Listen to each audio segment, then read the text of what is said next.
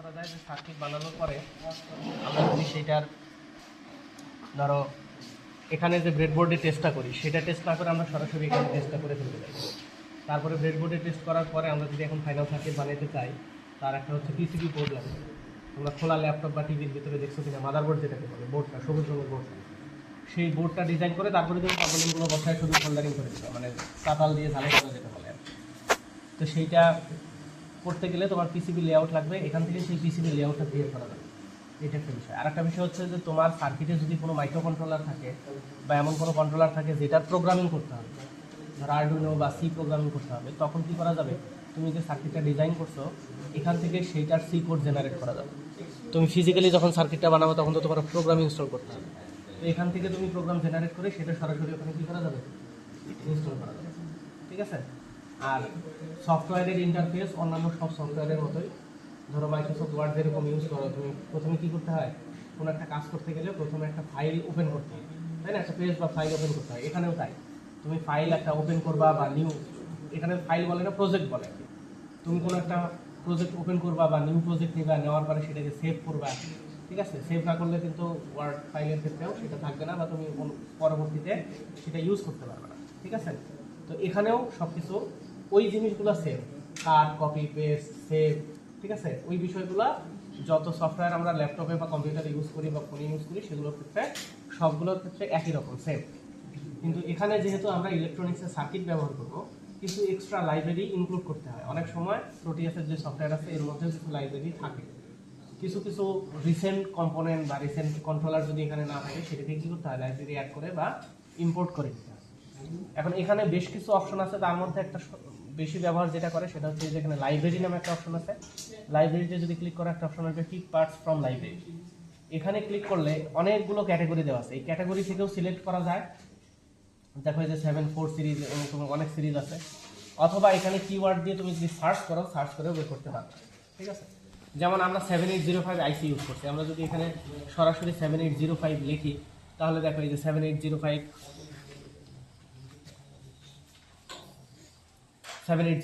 আইসি আসছে, 5 volt fixed, 1 ampere positive power supply regulator.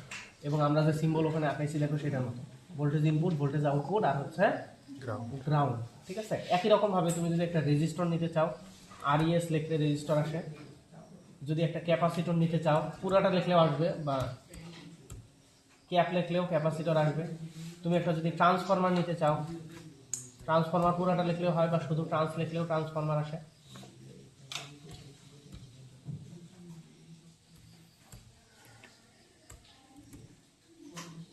দেখো যেখানে ট্রান্সফরমার আসছে, যে কোনো একটা যদি ধরো আমরা সিম্পল একটা ট্রান্সফরমার সিলেক্ট করি, আমরা ট্রান্সফরমারের যে সিম্বল আঁকেছি সেটার মতো সিম্বল আসছে। ঠিক আছে, তো এখান থেকে কি করতে হয়, সব কম্পোনেন্ট যেগুলো আমরা সার্কিটে ইউজ করব সেগুলো এখান থেকে পিক করা যায়। পিক করলে সেটা এই যে এখানে দেখো কম্পোনেন্ট লিস্ট, এই লিস্টে অ্যাড হবে। কথা বুঝতে পারছো, সরাসরি কিন্তু এখানে অ্যাড না, ওই লিস্টে অ্যাড হবে। এখন এই লিস্ট থেকে তুমি এই ড্রয়িং শিট বা এখানে যে সার্কিট লেআউট বা আমাদের পেজটা আছে, পেজে তুমি নিয়ে আসতে চাও, যেটাকে আনতে চাও সেটার উপরে ক্লিক করবা। ক্লিক করে রাইট লেফট বাটন চেপে ধরে বা এমনিতেও ক্লিক করে তুমি শুধুমাত্র এখানে এসে ক্লিক করলে কি হবে, সেই এলিমেন্টটা প্লেস করতে পারবে। কথা বুঝতে পারছো, ধরো আমরা রেজিস্টার প্লেস করব, রেজিস্টারের উপরে ক্লিক করে এখানে তুমি যেখানে রেজিস্টারটা প্লেস করতে চাও প্লেস করো। ওকে, এখন প্রত্যেকটা কম্পোনেন্টকে আবার সিঙ্গেল আলাদা আলাদা এডিট করা যায়। কোনো একটা কম্পোনেন্টের উপরে যদি তুমি ডাবল ক্লিক করো, এর ভিতরে যে কোনো প্যারামিটার তুমি চেঞ্জ করতে পারবে। যেমন ধরো রেজিস্টারের মান চেঞ্জ করবা, ঠিক আছে, 10 কিলো ওহম থেকে তুমি 20 কিলো ওহম করবা, সেটা এর উপরে ক্লিক করে চেঞ্জ করা যায়। নিজেরা ল্যাপটপ নিয়ে আসলে তাহলে একসাথে কাজ করা যেত। দেখা যায় যেখানে রেজিস্ট্যান্সের মান চেঞ্জ করা যাবে বা নাম চেঞ্জ করা যাবে। আমরা যেমন R1 R2 রেজিস্ট্যান্সের নাম দেই, সেরকম নামটাও চেঞ্জ করা যাবে। তো এরপরে কানেক্ট করার উপায় হচ্ছে খুব সহজ, জাস্ট যেই দুই মাথা তুমি কানেক্ট করবা সেই দুই মাথাতে ক্লিক করলেই হবে। ধরো আমরা এখানে এই পয়েন্টের সাথে এই পয়েন্টটা কানেক্ট করতে চাই, 2 পয়েন্ট ক্লিক করে দিলেই হবে। অনেক সময় দেখা যায় আমরা সার্কিট করতে যাই ভুল করে ফেলতে পারি। তুমি একটা সার্কিট কমপ্লিট করতে যাই ধরো এমন 2 পয়েন্টটা কানেক্ট করতেছো যেটা করলে ভুল হবে, তখন দেখবা এই কানেক্ট করতে দিবে না। কথা বুঝতে পারছো, ইললজিক্যাল কোনো কানেকশন দিতে গেলে, যেমন প্রোগ্রামিং, তোমরা প্রোগ্রামিং করছিলে তো, মানে সি প্রোগ্রামিং করতে গেলে দেখবা যে যদি কোনো ভুল করো ওখানে কিন্তু শো করে যে তুমি ইরর আছে, কোনো সিনট্যাক্স ইরর আছে বা কোনো তোমার হচ্ছে কমান্ডে ইরর আছে। তো তো সেটা এখানেও শো করে। অথবা সিমুলেশন যখন করতে যাবা তখন কি হবে, সিমুলেশন ব্লকেও শো করবে যে তোমার ইরর আছে। এরপরে আমরা যে ফিজিক্যাল ডিভাইস ইউজ করছি, যেমন মনে করো অসিলোস্কোপ বা অ্যামিটার, ভোল্ট মিটার, এই ধরনের মিটার যদি তুমি ইউজ করতে চাও, এখানে বেশ কিছু অপশন সাইডে দেওয়া আছে। বা তুমি যদি ধরো আমরা এখানে কি এসি সাপ্লাই দিব বা সাইন ওয়েভ সাপ্লাই দিব, যে এখান থেকে আমরা জেনারেটর একটা অপশন আছে, এটাতে যদি ক্লিক করি আমরা সাপ্লাইটা কি দিব, ডিসি সাপ্লাই দিব না সাইন ওয়েভ দিব না পালস দিব, সেটা সিলেক্ট করা যায় এবং সেটা এখানে প্লেস করা যায়। একই রকমভাবে আমরা যদি গ্রাউন্ড প্লেস করতে চাই, প্রপ বলে, ভোল্টেজ প্রপ, কারেন্ট প্রপ বা টার্মিনাল বলে, এখানে যে টার্মিনাল নামে একটা অপশন আছে, আমরা যদি গ্রাউন্ড টার্মিনাল প্লেস করতে চাই, যে কোনো একটা সার্কিট কমপ্লিট করতে গেলে অনেক সময় কি হয়, গ্রাউন্ডের দরকার হয়, সেটাকে প্লেস করার জন্য এখান থেকে টার্মিনাল নেওয়া যায়। আবার যদি এখানে রাইট বাটন ক্লিক করো, এখানে প্লেস অপশন আছে, এই প্লেস অপশনে গেলেও এখান থেকে অনেক কিছু তুমি প্লেস করতে পারবে। আর ভার্চুয়াল ইনস্ট্রুমেন্ট এই সেকশনটাতে যদি আসো, তাহলে দেখো এই যে এখানে অসিলোস্কোপ আছে, তারপরে তোমার হচ্ছে volt meter, ammeter, watt meter, সকল ধরনের মিটার আছে যেগুলো আমরা এখানে ইউজ করি, সেইগুলো এখানেও প্লেস করা যাবে। ঠিক আছে, তো আমরা করছি কি ওই সার্কিটটা কমপ্লিট করার জন্য যা যা দরকার, যেমন একটা আমাদের ইনপুট দরকার, ইনপুটটা কি হবে, সাইন ওয়েভ হবে। আমরা ইনপুট সাইন নিয়েছি, একটা ট্রান্সফরমার বসাইছি। এরপরে তুমি আলাদা আলাদা চারটে ডায়োড নিয়েও ব্রিজ বানাইতে পারো, অথবা এখানে প্রোটিয়াসে একটা সুবিধা আছে, তুমি যদি সরাসরি ব্রিজ লিখে সার্চ করো, ব্রিজ লিখে সার্চ করলে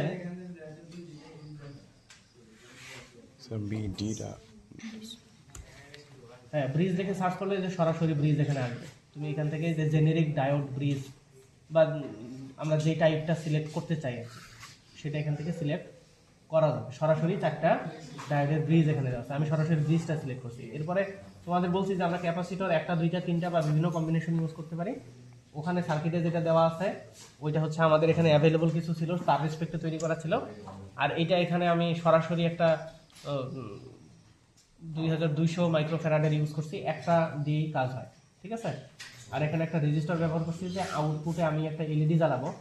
এলইডিটা যদি সরাসরি 5 ভোল্টের নাও তাহলে সমস্যা নাই, কিন্তু এলইডি আবার 5 ভোল্টের কমও আছে।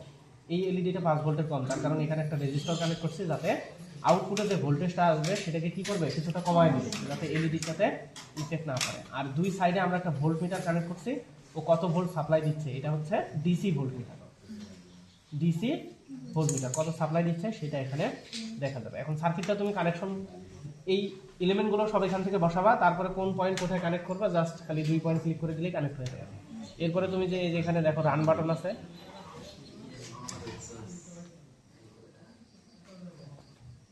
এই যে রান দা সিমুলেশন বা প্লে বাটন আছে, এটাতে যদি আমরা ক্লিক করি তাহলে এই কোনায়, এই যে কোনায় প্লে বাটন, ঠিক আছে, প্লে বাটনে যদি আমরা ক্লিক করি সার্কিটটা রান হবে।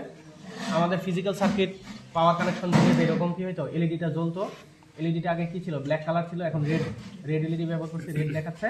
আর ভোল্টেজ রিডিং কত দেখাচ্ছে, 5.01 ভোল্ট। কথা বুঝতে পারছো? এখন যখন তোমার সিমুলেশন শেষ হয়ে যাবে, এখানে আবার স্টপ দা সিমুলেশন আছে, স্টপ করে দিবা, স্টপ হয়ে যাবে। কথা বুঝতে পারছো? আমাদের এই সার্কিটে কোনো মাইক্রো কন্ট্রোলার নাই, যার কারণে এখানে সোর্স কোডে কোনো কিছু জেনারেট হয়নি। মানে এখানে আলাদা করে প্রোগ্রামিং করে তো কিছু দিচ্ছি না, কিন্তু এখানে যদি আমরা মাইক্রো কন্ট্রোলার বা একটা মাইক্রো প্রসেসর ইউজ করি যেটাকে প্রোগ্রাম করে দিতে হবে, তাহলে এখান থেকে সোর্স কোড জেনারেট করা যাবে। আর এখান থেকে পিসিবি লেআউটও ক্রিয়েট করা যাবে। আমরা যে কম্পোনেন্টগুলো ইউজ করছি সেগুলোর এই যে এখানে পিসিবি সিম্বল আছে, সেই সিম্বল এখানে অটো জেনারেট করা যায়, কিছু কমান্ড আছে। এখানে যে সার্কিটটা আমরা ক্রিয়েট করছি এর পিসিবি লেআউট এখানে তৈরি হবে। পরে সেই পিসিবিটা কী করতে হয়, তোমার ওই কী বলে কপার প্লেটের উপরে সেটাকে প্রিন্ট করতে হয়।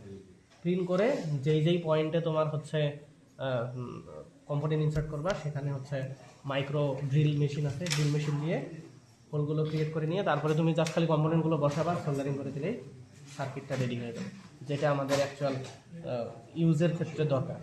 কথা বুঝছো? আমরা তো আর ব্রেডবোর্ড ফোনের ভিতরে ইউজ করি না। ফোনের ভিতরে ব্রেডবোর্ড আছে কম্পোনেন্ট বসানোর জন্য, ওখানে কি আছে দেখবা, ফোন খুললে ভিতরে দেখবা যে একটা প্লেট আছে, বোর্ড আছে, সবুজ রঙের বোর্ড আছে, তার উপরে দেখবা যে ছোট ছোট হোল আছে, তার উপরে কম্পোনেন্টগুলো বসানো, শুধুমাত্র কি করা, সোল্ডারিং করা। সোল্ডারিং আয়রন দেখছো দোকানে যখন কোনো কিছু রিপেয়ারিং করতে নিয়ে যায় কি করে, হাতে একটা ধরে গরম কিছু থাকে, সেটা যার উপরে ধরে সেটার নাম হচ্ছে সোল্ডার। সেটা একটা মেটালিক তোমার তারের মতো, দেখছো? তার উপরে ধরে তারপরে ওখানে কানেক্ট করে দিলে সেটা কি হয়, সলিডিফাই হয়ে গেলে তখন পার্মানেন্ট একটা জয়েন্টের মতো তৈরি হয়। কথা বুঝছো? পিসিবি হচ্ছে প্রিন্টেড সার্কিট বোর্ড। আমরা যে সার্কিটটা বানাবো এখানে সিমুলেশন করলাম, ব্রেডবোর্ডে আমরা টেম্পোরারি চেক করব, তারপরে আমরা যখন পার্মানেন্ট সেই সার্কিটটা বানাবো তখন তো আর ব্রেডবোর্ডের উপর বানাবো। বুঝছো? যাও তোমরা যাও, পরের কাজটা বলো।